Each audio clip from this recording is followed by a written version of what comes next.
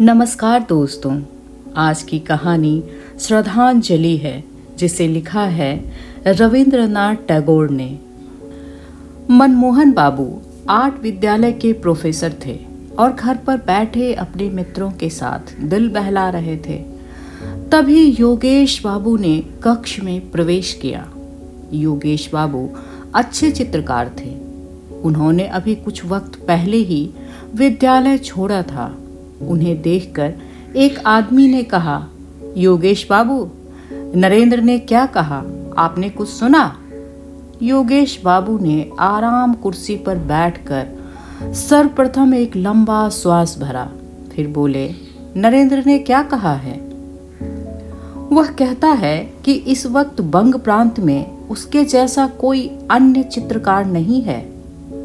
अरे कहने दो, अभी नई पीढ़ी का लड़का है ना, हम लोग तो जैसे आज तक घास खोदते रहे हैं।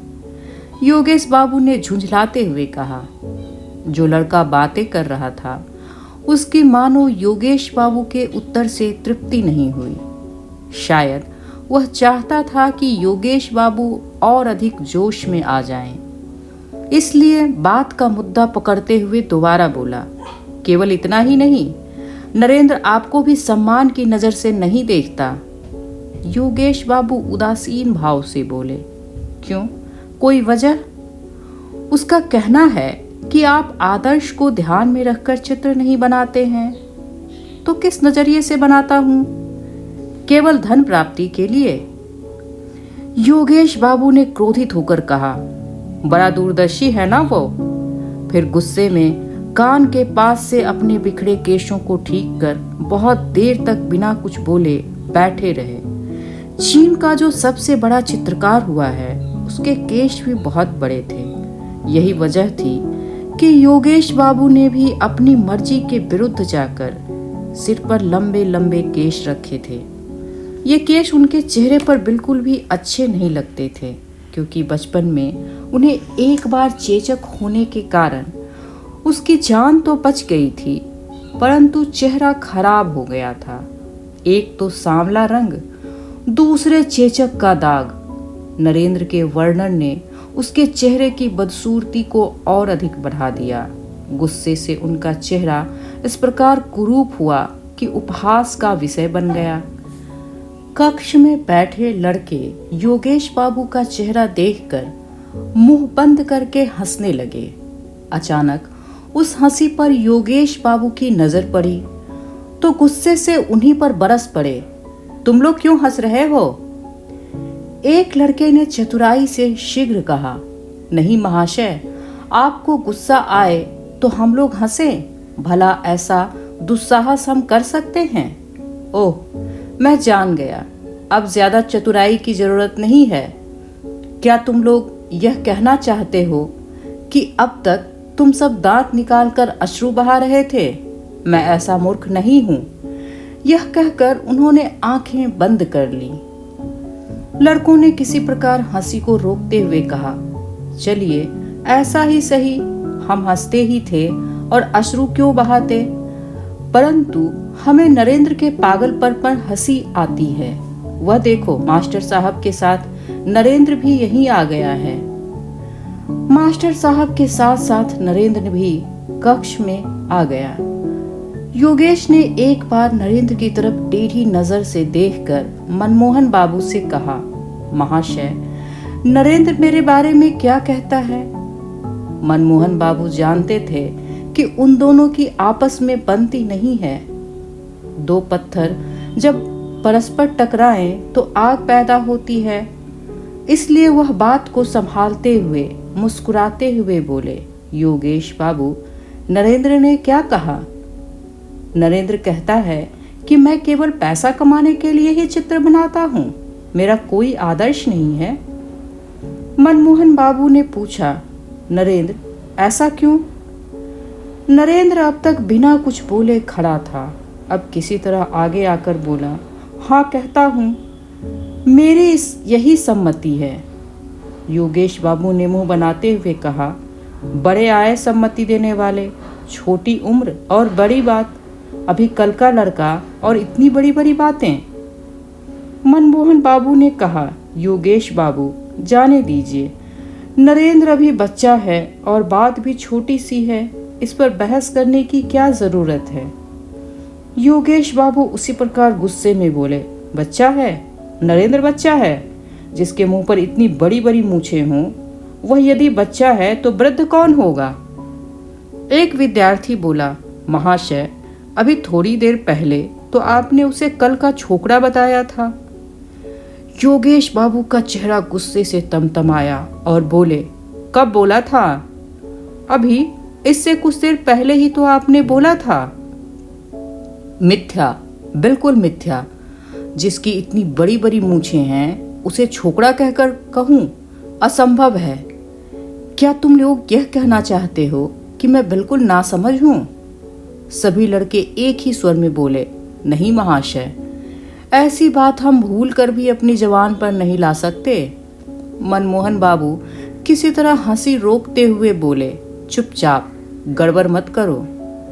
योगेश बाबू ने कहा, हाँ नरेंद्र, तुम यह कहते हो कि बंग प्रांत में तुम्हारी तरह का कोई अन्य चित्रकार नहीं है। आपको कैसे पता? नरेंद्र ने पूछा। तुम्हारे मित्रों ने बताया। मैं यह नहीं कहता, तब भी इतना जरूर कहूंगा कि मेरी तरह हृदय का खून पीकर बंगाल में कोई चित्र नहीं बनाता। इसका सबूत? नरेंद्र ने क्रोधित होकर कहा, सबूत की क्या जरूरत है? मेरा अपना यही मानना है। तुम्हारा ऐसा मानना सही नहीं है। नरेंद्र बहुत थोड़ा बोलने वाला व्यक्ति था। उसने कोई जवाब नहीं दिया। मनमोहन बाबू ने इस अप्रिय बातचीत को समाप्त करने के लिए कहा, नरेंद्र, इस बार प्रदर्शनी के लिए तुम चित्र बनाओगे ना? नरेंद्र ने कहा, सोचा तो है, देखूंगा तुम्हारा चित्र कैसा बनता है। नरेंद्र ने सम्मान पूर्वक उनकी पांव की धूली लेकर कहा, जिसके आप गुरु हैं उसे क्या डर, देखिएगा बढ़िया रहेगा। योगेश बाबू ने कहा, राम से पहले रामायण, पहले चित्र बनाओ फिर कहना। नरेंद्र ने मुंह घुमाकर योगेश बाबू के तरफ देखा, परंतु कुछ नहीं बोला, किंतु मौन और तिरस्कृत भाव से योगेश बाबू के दिल की बातों से कहीं ज्यादा चोट पहुंची। मनमोहन बाबू ने कहा, योगेश बाबू, चाहे आप कुछ भी बोलें, परंतु नरेंद्र को अपनी आत्मिक शक्ति पर पूरा भरोसा है। मैं दृढ़ निश्चय से कहता हूं कि वह भविष्य में एक बड़ा चित्रकार बनेगा। नरेंद्र शनैः शनैः कक्ष के बाहर चला गया। एक विद्यार्थी बोला, प्रोफेसर साहब, नरेंद्र में किसी हद तक का पागलपन की झलक नजर आती है। हाँ, मुझे भी यही लगता है, मनमोहन बाबू ने कहा। जो व्यक्ति अपने मन के भावों को भली भांति प्रकट करने में सफल हो जाता है, उसे सर्वसाधारण किसी सीमा तक पागल ही समझते हैं। चित्र में एक विशेष प्रकार का आकर्षण और मोहकता उत्पन्न करने की उसमें असाधारण योग्यता है। तुम्हें पता है नरेंद्र ने एक बार क्या किया था? मैंने देखा कि नरेंद्र के बाएं हाथ की उंगली से रक्त की धारा बह रही थी और वह बिना किसी पीड़ा के बैठा चित्र बना रहा था। मैं तो देखकर आश्चर्यचकित रह गया। मेरे मना करने पर उसने बताया कि उंगली काट कर देख रहा था कि रक्त का वास्तविक रंग क्या है। अजीब छोकरा है। तुम लोग इसे पागलपन कह सकते हो, परंतु इसी पागलपन के कारण ही तो वह एक दिन अमर कलाकार कहलाएगा। योगेश बाबू नेत्र बंद करके सोचने लगे। जैसे गुरु वैसे चेले, दोनों के दोनों विक्षिप्त हैं। नरेंद्र सोचते सोचते अपने घर की तरफ चला जा रहा था। रास्ते में बहुत चहल पहल थी। कितनी ही मोटर गाड़ियां चल रही थीं, किंतु इन सब बातों की तरफ उसका ध्यान ही नहीं था। वह अपनी दुनिया में मग्न था। वह कुछ समय के लिए अंदर ही बहुत बड़ा चित्रकार बन गया। इस थोड़े से वक्त में वह बहुत प्रसिद्ध और लोकप्रिय हो गया। उसकी लोकप्रियता देखकर उसके दोस्त उससे ईर्ष्या करने लगे। उन्हीं ईर्ष्याली दोस्तों में योगेश बाबू भी थे। नरेंद्र में एक विशेष खूबी और उसकी तुलिका में एक अद्भुत शक्ति है। योगेश बाबू इसे मन ही मन भली भांति समझते थे, परंतु प्रत्यक्ष रूप से मानने को कदापि तैयार नहीं थे। इतने थोड़े वक्त में नरेंद्र का इतनी ख्याति हासिल करने का एक विशेष कारण भी था। वह यह कि वह जिस भी चित्र को बनाता था उसमें अपना पूरा सामर्थ्य लगा देता था। उसकी नज़र केवल चरित्र पर रहती थी, धनराशि की तरफ भूल कर भी उसका ध्यान नहीं जाता था। उसकी एक ही कोशिश रहती थी कि चित्र बहुत आकर्षक बने, उसमें अपनी तरह का विशेष गुण हो, मूल्य अधिक मिले या कम। वह अपने विचार और अभिव्यक्ति की मधुर रूपरेखा अपने चित्र द्वारा दर्शाता था। जब वह चित्र बनाने बैठता तो चारों तरफ फैली हुई असीम प्रकृति और उसका समस्त सौंदर्य दिल से निकाल देता। इतना ही नहीं, वह अपने अस्तित्व को भी अनदेखा कर देता था। उस वक्त वह विक्षिप्त की तरह दिखाई देता और अपने प्राणों तक का मोह त्याग देता था। भोजन करने की तो कौन कहे, प्यास तक का होश नहीं रहता था। यह स्थिति उस वक्त की एकाग्रता होती। वास्तव में इसी वजह से उसे यह सम्मान मिला था। उसका स्वभाव साधारण था। वह जो बात सादगी से बोलता, लोग उसे अभिमान और प्रदर्शनों से भरी हुई समझते। उसके समक्ष कोई भी कुछ बोलता, परंतु पीठ पीछे उसके बारे में अपशब्द बोलने से बाज नहीं आता था। सभी लोग नरेंद्र को चेतना रहित पाते थे। वह किसी बात को ध्यान से नहीं सुनता था। कोई पूछता कुछ और वह कुछ जवाब दे देता था। उसको देखकर ऐसा लगा मानो अभी अभी स्वप्न देख रहा था और किसी ने अचानक से उसे उठा दिया हो। उसने शादी की और उसका एक पुत्र भी हुआ। पत्नी भी बहुत सुंदर थी, परंतु नरेंद्र के लिए गृहस्थ जीवन में किसी प्रकार का कोई आकर्षण नहीं था। तब भी उसका दिल स्नेह का गहरा सागर था। वह हर वक्त इसी उधेड़ बुन में लगा रहता था कि चित्रकला में ख्याति हासिल करे। यही वजह थी कि लोग उसे विक्षिप्त समझते थे। किसी बिना भार वाली चीज को यदि पानी में जबरदस्ती डुबोया जाए तो किसी तरह भी नहीं डूबेगी, बल्कि ऊपर तैरती रहेगी। ठीक यही स्थिति उन लोगों की होती है जो अपनी लगन के पक्के होते हैं। वे सांसारिक सुख दुख को किसी प्रकार डूबना नहीं चाहते। उनका हृदय हर वक्त अपनी कला को समर्पित रहता है। एक दिन नरेंद्र ने दृढ़ निश्चय किया कि इस बार प्रदर्शनी में जैसे भी हो अपना एक चित्र भेजना चाहिए। कक्ष की दीवार पर उसके हाथ के बने कई चित्र लगे हुए थे। कहीं प्राकृतिक दृश्य, कहीं व्यक्ति के शरीर की रूपरेखा, कहीं सोने की तरह सरसों के खेतों की हरियाली, जंगली मनमोहक दृश्यावली, और कहीं वे मार्ग जो छायादार पेड़ों के नीचे से टेढ़े मेढ़े होकर नदी के समीप जा मिलते थे। धुएं की तरह गगनचुम्बी पहाड़ों की पंक्ति जो तेज धूप में खुद झुलसी जा रही थी। सैकड़ों लोग जो धूप से बेहाल होकर छायादार पेड़ों के समूह में शरण लिए हुए थे। ऐसे कितने ही दृश्य थे। दूसरी तरफ कई पक्षियों के चित्र थे। उन सभी के मनोभाव उनके चेहरों से झलक रहे थे। कोई क्रोधित, कोई सोच में डूबा तो कोई खुश। हर चित्र इतना सजीव था मानो अभी बोल उठेगा। कमरे के एक भाग में खिड़की के निकट एक अपूर्ण चित्र लगा हुआ था। उसमें ताड़ के पेड़ों की छाया के आश्रय में एक सुंदर नवयुवती नदी के नीले पानी में अचल बिजली के समान चुपचाप खड़ी थी। उसके चेहरे और होठों की रेखाओं में चित्रकार ने हृदय की वेदना दर्शाई थी। ऐसा लग रहा था मानो चित्र बोलना चाहता है, परंतु यौवन अभी उसके शरीर में पूरी तरह विकसित नहीं हुआ है। इन सभी चित्रों में चित्रकार की कई दिनों की आशा और निराशा शामिल थी, परंतु आज उन चित्रों की रेखाओं और रंगों ने उसे अपनी तरफ आकर्षित नहीं किया। उसके हृदय में बार बार यही विचार आने लगे कि इतने दिनों उसने केवल बच्चों का खेल किया, केवल कागज के टुकड़ों पर रंग लगाया है। इतने दिनों से उसने जो कुछ रेखाएं कागज पर खींची थीं, वे सभी उसके हृदय को अपनी तरफ आकर्षित नहीं कर रही थीं, क्योंकि उसके विचार पहले की अपेक्षा अब बहुत परिपक्व हो गए थे। उसने दृढ़ निश्चय किया कि इस बार ऐसा चित्र बनाएगा जिससे उसका नाम अमर हो जाए।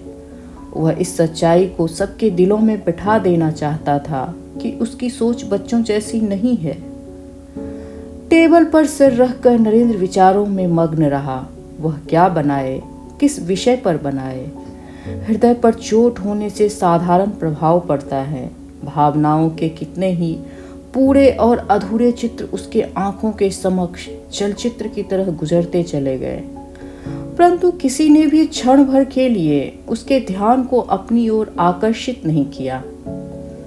सोचते सोचते शाम के अंधेरे में शंख की मधुर आवाज ने उसको मग्न करने वाला संगीत सुनाया। इस आवाज से नरेंद्र हैरान होकर उठ खड़ा हुआ। इसके बाद उसी अंधेरे में वह सोच में डूबा हुआ कक्ष के भीतर विक्षिप्त की तरह चहलकदमी करने लगा। सब बेकार। कई बार सोचने के पश्चात भी उसे कोई विचार नहीं सूझा। बहुत रात बीत गई। अमावस्या की अंधेरी रात्रि में आसमान परलोक की तरह धुंधला सा लग रहा था। नरेंद्र कुछ खोया हुआ सा विक्षिप्त की तरह उसी तरफ देखता रहा। बाहर से रसोइये ने दरवाजा खटखटाकर कहा, बाबूजी, खाना तैयार है, चलिए। मुझे परेशान मत करो, जाओ, मैं अभी नहीं खाऊंगा, नरेंद्र ने झुंझलाते हुए कहा। थोड़ा बहुत खा लो। नहीं, बिल्कुल नहीं। और उदास रसोइया भारी कदमों से वापस चला गया। नरेंद्र ने फिर अपने को विचारों में डुबो दिया। जिसे ख्याति पाने की बुरी आदत लगी हो, उसे भला कहाँ आराम मिलता है। 1 सप्ताह गुजर गया। इस सप्ताह में नरेंद्र घर से बाहर तक नहीं गया।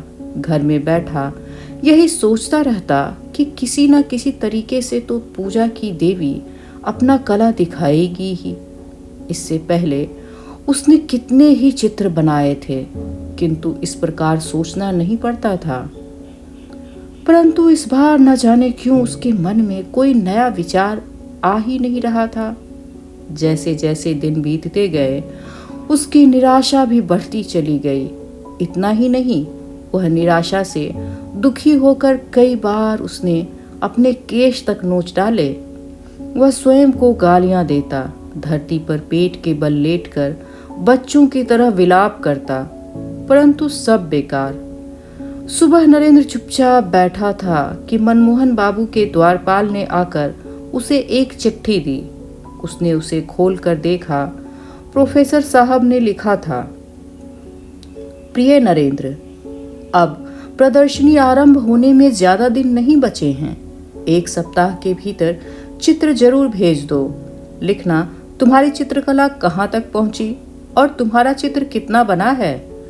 योगेश बाबू ने चित्र बना लिया है, सुंदर है, परंतु मुझे तुमसे और भी बढ़िया चित्र की आशा है। तुमसे ज्यादा प्रिय मुझे कोई भी नहीं। आशीर्वाद देता हूँ, अपने गुरु की इज्जत रखना। इस बात का ध्यान रखना, इस प्रदर्शनी में यदि तुम्हारा चित्र बढ़िया रहा तो तुम्हारी प्रसिद्धि में कोई रुकावट नहीं आएगी। तुम्हारी मेहनत सफल होगी, यही मेरी कामना है। मनमोहन। चिट्ठी पढ़कर नरेंद्र की बेचैनी और ज्यादा बढ़ गई। केवल 1 सप्ताह बाकी है और अभी तक उसके दिमाग में चित्र के बारे में कोई विचार ही नहीं आया। रुकावट है, अब क्या होगा। उसे अपने आत्मबल पर बहुत भरोसा था, परंतु इस समय वह भरोसा भी जाता रहा। इसी तुच्छ बल पर वह 10 आदमियों में सिर उठाए घूमता रहा है। उसने सोचा था कि लोकप्रिय कलाकार बन जाऊंगा, परंतु वाहरी किस्मत, अपनी अयोग्यता पर नरेंद्र के आंखों से अश्रु बह रहे थे। रुग्ण व्यक्ति की रात्रि जैसे आंखों में निकल जाती है, उसकी वह रात्रि वैसे ही खत्म हुई। नरेंद्र को इसका जरा भी पता नहीं चला। वहां वह कई दिनों से चित्रशाला में ही पड़ा रहता था। नरेंद्र के चेहरे पर जागने की थकान थी। उसकी पत्नी भागी हुई आई और जल्दी से उसका हाथ पकड़ते हुए बोली, सुनिए, बच्चे को क्या हुआ है, आकर देखिए तो। नरेंद्र ने पूछा, क्या हुआ है? पत्नी लीला हाँफते हुए बोली, शायद हैजा। इस तरह खड़े मत रहो, बच्चा बिल्कुल बेहोश पड़ा है। बच्चा पलंग पर पड़ा हुआ था। पलंग के चारों तरफ भयानक रोग के चिन्ह नजर आ रहे थे। लाल रंग के 2 पल में ही पीला हो गया था। अचानक देखने से यही पता चलता है मानो बच्चा जीवित नहीं है। केवल उसकी छाती के निकट कोई वस्तु धक धक कर रही थी और इस क्रिया से ही जीवन के कुछ संकेत प्राप्त हो रहे थे। वह बच्चे के सिराहने सिर झुकाकर खड़ा हो गया। पत्नी ने कहा, इस प्रकार खड़े मत रहो, जाओ डॉक्टर को बुलाकर लाओ। माँ की आवाज सुनकर बच्चे ने आंखें मसली, रूंधे स्वर में बोला, माँ, ओ माँ, मेरे लाल, मेरा बच्चा, बोल पुत्र, बोल। कहते कहते लीला ने दोनों हाथों से बच्चे को अपनी छाती से लगा लिया। माँ की छाती पर सिर रखकर बच्चा लेटा रहा। नरेंद्र की आंखें भर आईं। वह बच्चे की तरफ देखता रहा। लीला शिकायत भरी आवाज में बोली, अभी तक डॉक्टर को बुलाने नहीं गए? नरेंद्र हैरान हुआ। ओ हाँ, ओह डॉक्टर। वह तेजी से घूमा और घर से बाहर चला गया। घर का दरवाजा बंद हुआ। लीला ने हैरान होकर सुना कि उसके पति ने बाहर से दरवाजे की जंजीर खींच ली और वह सोचती रही, यह क्या हुआ? वहां नरेंद्र चित्रशाला के अंदर जाकर एक कुर्सी पर बैठ गया। दोनों हाथों से मुंह ढककर वह सोचने लगा। उसकी स्थिति देखकर ऐसा लगा मानो वह किसी बात को लेकर बहुत दुखी है। चारों तरफ सूनापन ही नजर आ रहा था। केवल दीवार पर लगी हुई घड़ी कभी न थकने वाली गति से टिक टिक कर रही थी और नरेंद्र की छाती के भीतर उसके भयानक संकल्पों से परिचित होकर घड़ी और उसका हृदय परस्पर फुसफुसाहट कर रहे थे। अचानक नरेंद्र उठ खड़ा हुआ। चेतना रहित स्थिति में कहने लगा, क्या करूं? ऐसा आदर्श फिर नहीं मिलेगा। परंतु वह तो मेरा बेटा है। वह कहते कहते रुक गया, चुपचाप सोचने लगा। अचानक घर के भीतर से सनसनाते हुए बाण की तरह हाय की हृदय विदारक आवाज उसके कानों में पहुंची। मेरे लाल, तू कहाँ चला गया? पत्नी की हृदय विदारक चित्कार सुनाई दी। जिस प्रकार धनुष की डोरी टूट जाने से कमान सीधी हो जाती है, चिंता और बेचैनी से नरेंद्र ठीक उसी प्रकार सीधा खड़ा हुआ। उसके मुंह पर लाली का चिन्ह नहीं था। फिर कान लगाकर उसने आवाज सुनी। वह समझ गया कि बच्चे का देहावसान हो चुका है। वह मन ही मन बोला, ईश्वर, तुम साक्षी हो, मेरा कोई दोष नहीं। इसके पश्चात वह अपने सिर के केसों को मुट्ठी में लेकर सोचने लगा। फिर जैसे कोई व्यक्ति नींद में चौंक उठता है, उसी प्रकार चौंक कर शीघ्र ही टेबल पर से कागज, कुंजी और रंग आदि लेकर वह कक्ष से बाहर निकल गया। शयन कक्ष के सामने एक खिड़की के निकट आकर वह अचकचाकर खड़ा हो गया। उस खिड़की से कक्ष के अंदर का भाग दिखाई दे रहा था। झांक कर डर से थर थर कांपते हुए उसने देखा तो उसके संपूर्ण शरीर में कांटे से चुभाए। पलंग तितर बितर हुआ पड़ा था।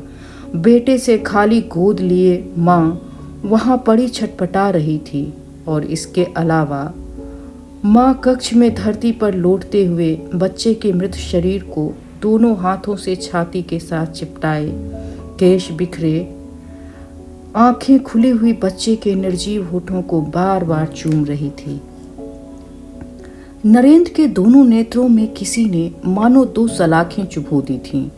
उसने होठ चबाकर मुश्किल से स्वयं को संभाला और इसके साथ ही कागज पर पहली रेखा खींची। उसके सामने कक्ष के भीतर का वह भयानक दृश्य घूम रहा था। संभवतः संसार के किसी अन्य चित्रकार ने ऐसा दृश्य देखकर सामने रखकर कुंजी उठाई नहीं होगी। देखने में नरेंद्र के शरीर में कोई गति नहीं थी, परंतु उसके हृदय में कितना दुख था उसे कौन जान सकता था। वह तो पिता था। नरेंद्र शीघ्र ही चित्र बनाने लगा। जीवन भर चित्र बनाने में इतनी शीघ्रता उसने कभी नहीं की थी। उसकी उंगलियां किसी अनजान शक्ति की अपूर्व शक्ति प्राप्त कर चुकी थी।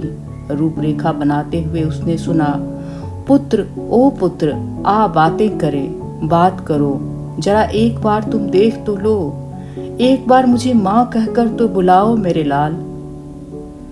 नरेंद्र ने अस्पष्ट स्वर में कहा, उफ, यह असहनीय है, और उसके हाथ से कुंजी छूटकर जमीन पर गिर गई। किंतु उसी समय कुंजी उठाकर वह दोबारा चित्र बनाने लगा। रह रहकर लीला का विलाप उसके कानों में पहुंचकर हृदय को झकझोरता और खून की गति को धीमा करता, और उसके ओठ जर होकर उसकी कुंजी की गति को रोक देते। इसी प्रकार प्रत्येक क्षण बीतता चला गया। मुख्य दरवाजे से भीतर आने के लिए नौकरों ने शोर मचाना आरंभ कर दिया, परंतु नरेंद्र मानो इस वक्त विश्व और विश्वव्यापी शोरगुल से बहरा हो चुका है। वह कुछ भी नहीं सुन पाया। इस समय वह एक बार कक्ष की तरफ देखता और फिर एक बार चित्र की तरफ, बस रंग में कुंजी डुबोता और फिर कागज पर चला देता। वह पिता था, परंतु कक्ष के भीतर पत्नी के हृदय से लिपटे हुए मृत बच्चे की याद भी वह धीरे धीरे भूलता जा रहा था। अचानक लीला ने उसे देख लिया। दौड़ती हुई खिड़की के नजदीक आकर भाव विभोर होकर बोली, क्या डॉक्टर को बुलाया? जरा एक बार आकर देख तो लेते, मेरा लाल जीवित है या नहीं। यह क्या चित्र बना रहे हो? नरेंद्र ने लीला की तरफ हैरानी से देखा। वह इस सदमे के कारण अचेत अवस्था में गिर पड़ी थी। बाहर से दरवाजा खटखटाने और बार बार चिल्लाने पर भी जब दरवाजा नहीं खुला तो रसोइया और नौकर दोनों भयभीत हो गए। वे अपना कार्य पूरा करके प्रायः शाम के समय घर चले जाते थे और सुबह काम करने आते थे। रोजाना लीला और नरेंद्र में से कोई न कोई दरवाजा खोल देता था। आज चिल्लाने और खटखटाने पर भी दरवाजा नहीं खोला गया। यहाँ रह रहकर लीला का रोना कानों में पड़ रहा था। उन लोगों ने मोहल्ले के अन्य लोगों को बुलाया। आखिर में सबने सलाह मशवरा करके दरवाजा तोड़ डाला। सभी हैरान होकर घर में घुसे। सीढ़ियों से चढ़कर देखा कि दीवार का सहारा लिए दोनों हाथ जंघाओं पर रखे नरेंद्र सिर नीचा किए हुए बैठा है। उसके पांव की आहट से नरेंद्र ने हैरानी से मुंह उठाया। उसकी आंखें खून की तरह लाल थीं। कुछ देर बाद वह जोर से हंसने लगा और सामने लगे चित्र की तरफ उंगली दिखाकर बोला, डॉक्टर ओ डॉक्टर, मैं अमर हो गया। दिन गुजरने लगे। प्रदर्शनी शुरू हो गई। प्रदर्शनी में देखने की कितनी ही चीजें थीं, परंतु जनता का ध्यान एक ही चित्र पर लगा हुआ था। चित्र छोटा सा और अधूरा भी था। नाम था श्रद्धांजलि। चित्र में चित्रित किया हुआ था एक माँ बच्चे के मृत शरीर को हृदय से लगाए अपने दिल के टुकड़े के प्यारे से मुंह को बार बार चूम रही है। दुख और चिंता में डूबी हुई माँ के मुख, आंखें और शरीर में चित्रकार की कुंजी ने एक ऐसा सूक्ष्म और दर्दनाक चित्र चित्रित किया था कि जो भी देखता उसके नेत्रों से अश्रु बह निकलते। चित्र की रेखाओं में इतनी ज्यादा बारीकियों से दर्द भरा जा सकता है, यह बात इससे पहले किसी के ध्यान में नहीं आई थी। इस दर्शक समूह में कितने ही चित्रकार थे। उनमें से एक ने कहा, देखिए योगेश बाबू, आप क्या कहते हैं? योगेश बाबू उस वक्त चुपचाप खड़े चित्र की तरफ देख रहे थे।